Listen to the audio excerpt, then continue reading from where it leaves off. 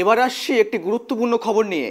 আপনারা দেখেছেন রায়গঞ্জের শুট আউটের ঘটনা। আমরাই প্রথম ব্রেক করেছিলাম, পাশাপাশি আমরাই দেখেছিলাম রায়গঞ্জের শুট আউট কাণ্ডের সেই প্রথম সিসিটিভি ফুটেজ।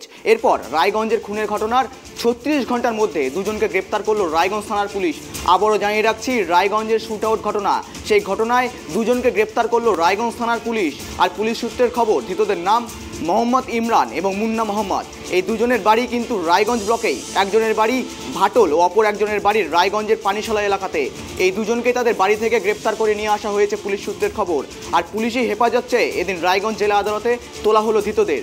এই খুনের আরও কেউ জড়িয়ে আছে কিনা তা নিয়ে তদন্ত শুরু করেছে রায়গঞ্জ থানার পুলিশ। আর ইতিমধ্যেই আবারও এই গুরুত্বপূর্ণ খবর নিয়ে আমাদের প্রতিনিধি রায়গঞ্জ থেকে আমাদের সাথে যুক্ত হয়েছে বিক্রম পাল।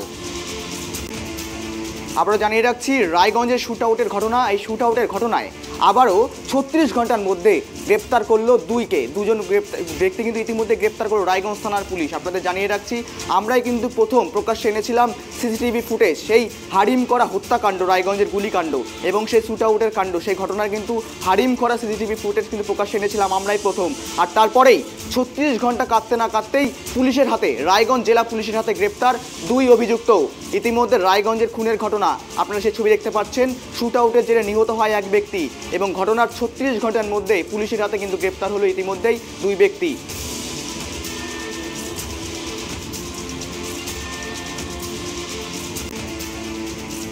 আবারও জানিয়ে রাখছি, রায়গঞ্জে শুট আউটের ঘটনা,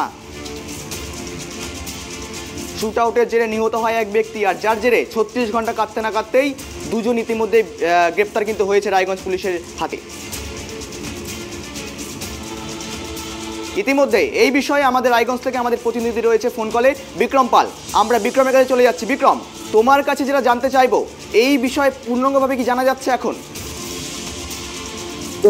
এখন পর্যন্ত পুলিশ প্রশাসনের পক্ষ থেকে কোনো বক্তব্য করা হয়নি। পুলিশ প্রশাসন যেটুকুনি আমাদেরকে জানাচ্ছে যে দুইজন ব্যক্তিকে গ্রেপ্তার করেছে, যাদেরকে কালকে যে তিনজন ব্যক্তিকে যে আটক করে জিজ্ঞাসাবাদ করছিল তাদের মধ্যে থেকে কিন্তু দুজনকে গ্রেপ্তার করেছে থানাতেই, এবং তাদের কাছ থেকে কিন্তু গোটা ঘটনার তদন্ত শুরু করার জন্য তাদেরকে জিজ্ঞাসাবাদের জন্য কিন্তু আজকে কোর্টে পাঠানো হয়েছে এবং কোর্টের থেকে 14 দিনের জেল হেফাজতের নির্দেশ দেওয়া হয়েছে।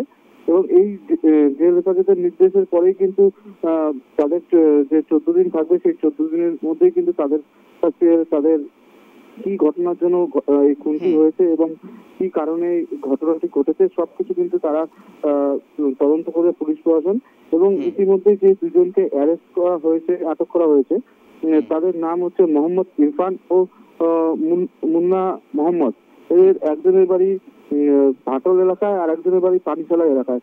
যেটা জানা যাচ্ছে, এদের একটা গ্যাং তৈরি হয়েছিল, সেই গ্যাং মারফতে কিন্তু তারা এই খুনটি করে এবং গোটা ঘটনা কিন্তু একটা চক্রের মাধ্যমে কাজ করেছে পুলিশ সূত্রে খবর। এবং পুলিশ সূত্রে যেটা আরেকটি তথ্য উঠে আসছে, যে লোকটি মারা গিয়েছে সে কিন্তু একটি চক্রের কাজ করতে বলে পুলিশ সূত্রে খবর।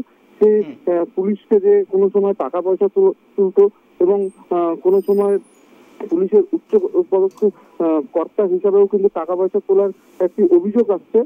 এটা ঘটনায় যেহেতু পুলিশ সূত্রে আমরা জানতে পারছি, এবং পাশাপাশি কিন্তু এই ঘটনায় কিন্তু যে আরো একজন ব্যক্তি আছে তাকে কিন্তু এখনো আটক করে রেখেছে রায়গঞ্জ থানাতেই। এবং গোটা ঘটনা কিন্তু তদন্ত এখনো চলছে, যেহেতু এখন পর্যন্ত কিন্তু যেই আগ্নেয়াস্ত্র দিয়ে গুলি করা হয়েছে সেটা কিন্তু এখন পর্যন্ত পুলিশ রিকভারি করতে পারেনি। এবং গোটা ঘটনার কিন্তু এখন পুলিশ কিন্তু এখন পর্যন্ত কোনো কিছু মুখ খুলেনি, যদিও পুলিশ প্রশাসন আর কিছুক্ষণের মধ্যেই কিন্তু এসপি থানা আক্তার তিনি কিন্তু প্রেস মিট করবে। প্রেস মিটের পরেই কিন্তু তিনি গোটা ঘটনা কি হয়েছিল, কিভাবে এই কাণ্ডটা ঘটেছিল সমস্তটাই কিন্তু আমাদের ক্যামেরার সামনে বলবে। বিক্রম, তাহলে একেবারে বোঝা যাচ্ছে রায়গঞ্জ জেলা পুলিশ একেবারে তৎপরের সাথে কিন্তু এই তদন্তভার কিন্তু নিয়েছে। আর ইতিমধ্যে 36 ঘন্টা কাটতে না কাটতেই দেখা গেল তাদের আদালতে ইতিমধ্যে পেশ করা হয়েছে, পাশাপাশি তাদেরকে 14 দিনের পুলিশি কাস্টাডি দেওয়া হয়েছে ইতিমধ্যে। এই বিষয়ে কিছুক্ষণের মধ্যে জানবো, আমাদের তোমার কাছে আবার ফিরে আসবো। আপাতত তোমাকে ধন্যবাদ বিক্রম।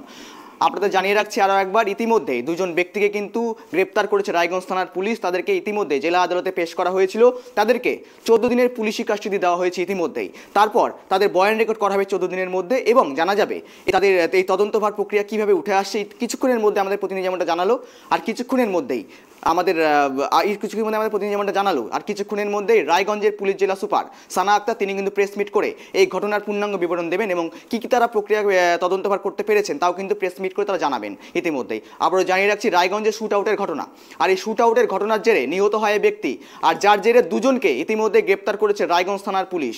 আবারও জানিয়ে রাখছি রায়গঞ্জ পুলিশ জেলা পুলিশ কিন্তু ইতিমধ্যে তৎপরতার সাথে তদন্তভার প্রক্রিয়া কিন্তু শুরু করেছে, আর ইতিমধ্যেই দুজনকে কিন্তু গ্রেপ্তার করা হয়েছে যেমনটা আমাদের প্রতিনিধি জানালো আমাদের।